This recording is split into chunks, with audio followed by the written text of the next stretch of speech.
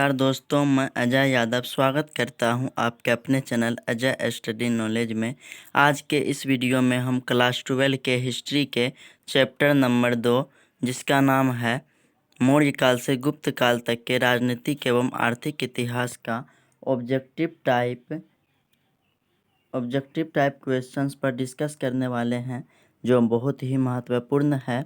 तो बिना समय गंवाए हम पहले प्रश्न की ओर चलते हैं।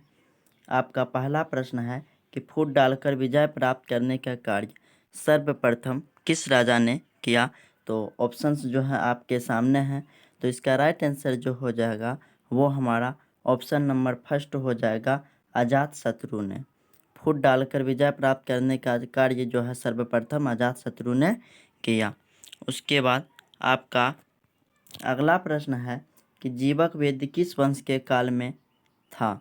यानी जीवक वेद था एक, और वह जो है किस वंश था और उसके काल में वो था। तो इसका right answer option number third हो जाएगा, हर्यक वंश के काल में। उसके बाद आपका अगला प्रश्न है कि अपने स्वयं के खर्चे से सुदर्शन झील की मरम्मत किसने कराई। तो इसका राइट आंसर आपका ऑप्शन नंबर थर्ड हो जाएगा, रुद्रदामन ने। उसके बाद आपका अगला प्रश्न है कि पाटलिपुत्र नगर की स्थापना उदयन ने किस नदी के संगम पर की। तो इसका ऑप्शंस है फर्स्ट गंगा, सेकेंड सोन, थर्ड पुनपुन और फोर्थ ऑप्शन है इन सभी के संगम पर। तो इसका राइट आंसर जो हो जाएगा वो हमारा ऑप्शन नंबर फोर्थ हो जाएगा, इन सभी के संगम पर। क्योंकि पाटलिपुत्र नगर की स्थापना जो किया गया था वो गंगा, सोन, पुनपुन इन सभी के संगम पर किया गया था। उसके बाद आपका अगला प्रश्न है कि समस्त भारत ही नहीं एशिया एवं यूरोप में सर्वप्रथम हुनों को परास्त करने का श्रेय किस शासक को है।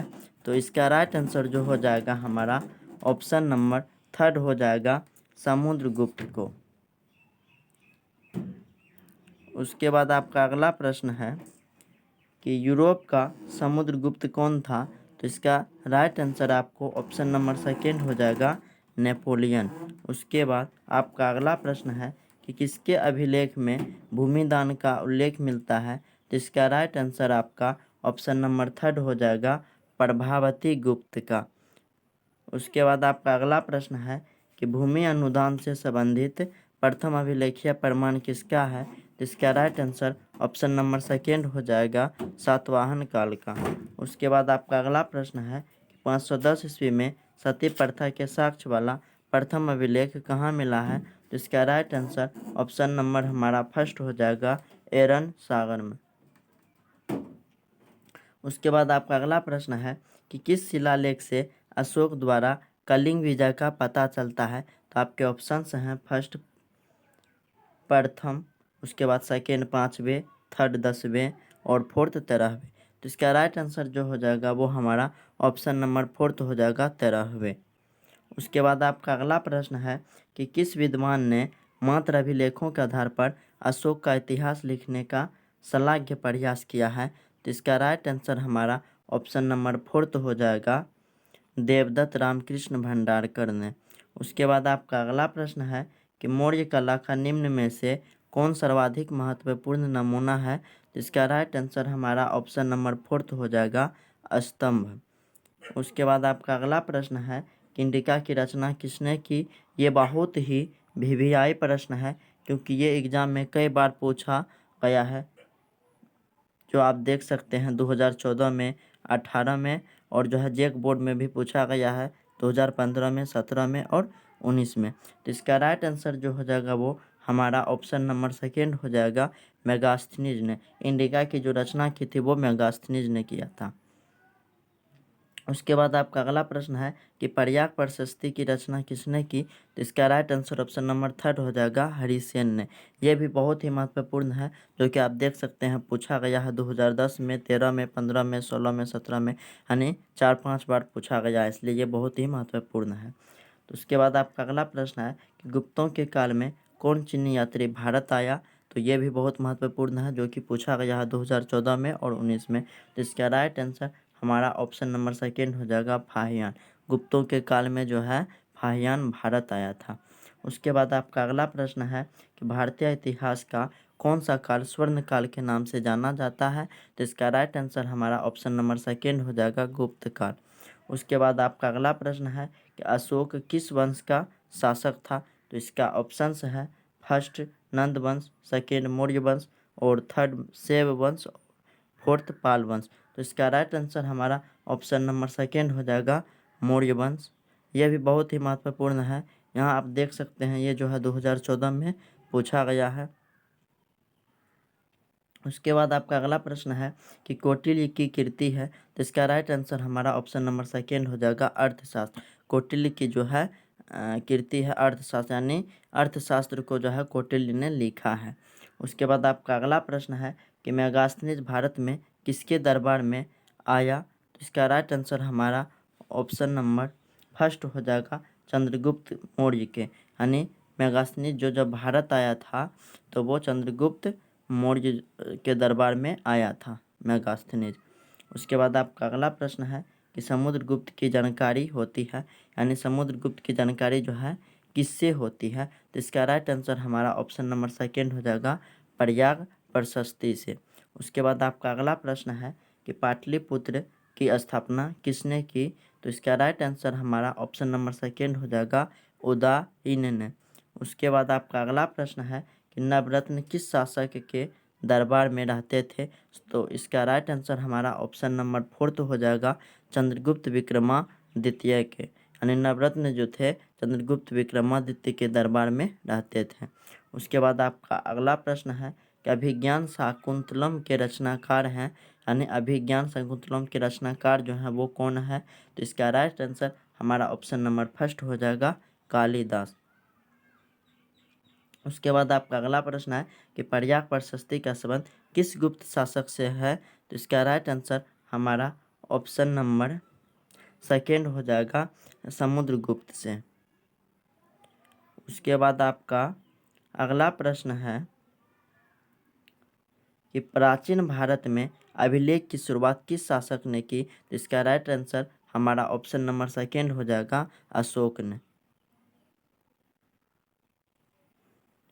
उसके बाद आपका अगला प्रश्न है कि किस शासक को प्रियदर्शी कहा गया है? तो इसका राइट आंसर हमारा ऑप्शन नंबर फर्स्ट हो जाएगा, अशोक को। उसके बाद आपका अगला प्रश्न है, कथन है ये, कथन ए कह रहा है कि कौटिल्य का अर्थशास्त्र मौर्यकालीन इतिहास की जानकारी का एक प्रमुख स्रोत है। और आपका कथन आर है कि कौटिल्य चंद्रगुप्त मौर्य का प्रधानमंत्री था। तो ऑप्शंस आपके सामने हैं। तो इसका राइट आंसर जो हो जाएगा वो हमारा ऑप्शन नंबर फर्स्ट हो जाएगा, ए आर दोनों सही है एवं आर जो है ए की सही व्याख्या है। उसके बाद आपका अगला प्रश्न है कि कथन ए मेगास्थनीज बिंदुसार के दरबार में भारत आया, और कथन आर है आपका कि मेगास्थनीज ग्रीक था। तो इसका राइट आंसर हमारा ऑप्शन नंबर फोर्थ हो जाएगा, ए असत्य है परंतु आर जो है सत्य है। उसके बाद आपका अगला प्रश्न है कि मौर्य काल के टकसाल का प्रधान कौन था? तो इसका राइट आंसर हमारा ऑप्शन नंबर फोर्थ हो जाएगा, लक्षणाध्यक्ष। उसके बाद आपका अगला प्रश्न है कि पतंजलि के महाभाष्य से किसकी जानकारी मिलती है? तो इसका राइट आंसर हमारा ऑप्शन नंबर फर्स्ट हो जाएगा, मौर्य काल की। पतंजलि के जो है महाभाष्य से मौर्य काल की जानकारी मिलती है। उसके बाद आपका अगला प्रश्न है कि धम्म महापात्रों को किसने नियुक्त किया? तो इसका राइट आंसर हमारा ऑप्शन नंबर सेकेंड हो जाएगा, अशोक ने। धम्म महापात्रों को जो है अशोक ने नियुक्त किया। उसके बाद आपका अगला प्रश्न है कि अर्थशास्त्र एवं इंडिका से किस राजवंश के बारे में जानकारी मिलती है? तो इसका राइट आंसर हमारा ऑप्शन नंबर फर्स्ट हो जाएगा, मौर्य राजवंश के बारे में। उसके बाद आपका अगला प्रश्न है कि एलोरा में कैलाश मंदिर किस राजवंश ने निर्मित कराया? तो इसका राइट आंसर हमारा ऑप्शन नंबर फोर्थ हो जाएगा, राष्ट्रकूट ने। एलोरा में जो है कैलाश मंदिर का स्थापना राष्ट्रकूट ने करवाया। उसके बाद आपका अगला प्रश्न है कि 16 महाजनपदों में सबसे शक्तिशाली महाजनपद कौन सा था? तो इसका राइट आंसर हमारा ऑप्शन नंबर फर्स्ट हो जाएगा, मगध। उसके बाद आपका अगला प्रश्न है कि पुराणों की संख्या कितनी है? तो इसका राइट आंसर हमारा ऑप्शन नंबर सेकेंड हो जाएगा, 18। उसके बाद आपका अगला प्रश्न है कि अर्थशास्त्र के लेखक कौन है? तो इसका राइट आंसर हमारा ऑप्शन नंबर थर्ड हो जाएगा, कौटिल्य एवं चाणक्य, यानी कौटिल्य का ही नाम चाणक्य है। उसके बाद आपका अगला प्रश्न है कि वज्जी को सामाजिक ग्रंथों में कहा गया है। इसका राइट आंसर हमारा ऑप्शन नंबर सेकेंड हो जाएगा, गणतंत्र।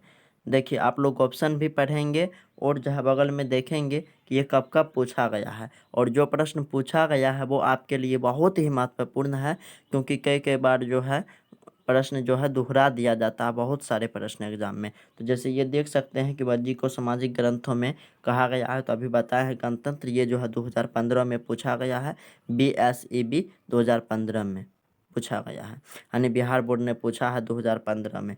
उसके बाद आपका अगला प्रश्न है कि जनपद शब्द का शाब्दिक अर्थ क्या है, ये भी 2015 में पूछा गया है। तो इसका राइट आंसर हमारा ऑप्शन नंबर फर्स्ट हो जाएगा, जहाँ लोग अपना घर बनाते हैं, यानी जनपद शब्द का जो शाब्दिक अर्थ होता है वो होता है कि जहाँ लोग अपना घर बनाते हैं।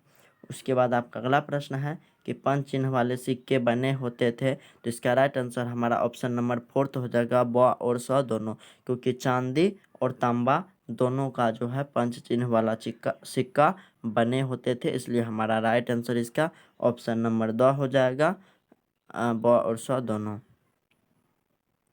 उसके बाद आपका अगला प्रश्न है कि पाटलिपुत्र नगर की स्थापना की गई थी, तो इसका राइट आंसर हमारा ऑप्शन नंबर थर्ड हो जाएगा, उदयभद्र द्वारा। उसके बाद आपका अगला प्रश्न है कि तक्षशिला विश्वविद्यालय कहाँ स्थित था, तो इसका राइट आंसर हमारा ऑप्शन नंबर फर्स्ट हो जाएगा, पाकिस्तान में। उसके बाद आपका अगला प्रश्न है कि फाहियान किसके शासनकाल में भारत आया था, तो इसका राइट आंसर हमारा ऑप्शन नंबर थर्ड हो जाएगा, चंद्रगुप्त द्वितीय का। उसके बाद आपका अगला प्रश्न है कि भारत का नेपोलियन किस शासक को कहा जाता है, तो इसका राइट आंसर हमारा ऑप्शन नंबर सेकेंड हो जाएगा, समुद्रगुप्त को। उसके बाद आपका अगला प्रश्न है कि कनिष्क का राज्यारोहण कब हुआ था, तो इसका राइट आंसर हमारा ऑप्शन नंबर सेकेंड हो जाएगा, 78 ईस्वी में। उसके बाद आपका अगला प्रश्न है कि मौर्य साम्राज्य का प्रथम शासक कौन था, तो इसका राइट आंसर हमारा ऑप्शन नंबर सेकेंड हो जाएगा, चंद्रगुप्त मौर्य। उसके बाद आपका अगला प्रश्न है कि मेगास्थनीज कौन था, तो इसका राइट आंसर हमारा ऑप्शन नंबर थर्ड हो जाएगा, राजदूत। उसके बाद आपका अगला प्रश्न है कि धर्म की शुरुआत किसने की थी, तो इसका राइट आंसर हमारा ऑप्शन नंबर थर्ड हो जाएगा, अशोक। उसके बाद आपका अगला प्रश्न है कि मौर्य साम्राज्य का तृतीय शासक कौन था, तो इसका राइट आंसर हमारा ऑप्शन नंबर फर्स्ट हो जाएगा, अशोक। तो आशा करता हूँ कि आपको वीडियो जो है अच्छी लगी होगी। अगर अच्छी लगी तो वीडियो को लाइक कीजिए, शेयर कीजिए और कमेंट कीजिए, साथ ही हमारे चैनल को सब्सक्राइब कीजिए और हमें सपोर्ट कीजिए। Thanks for watching.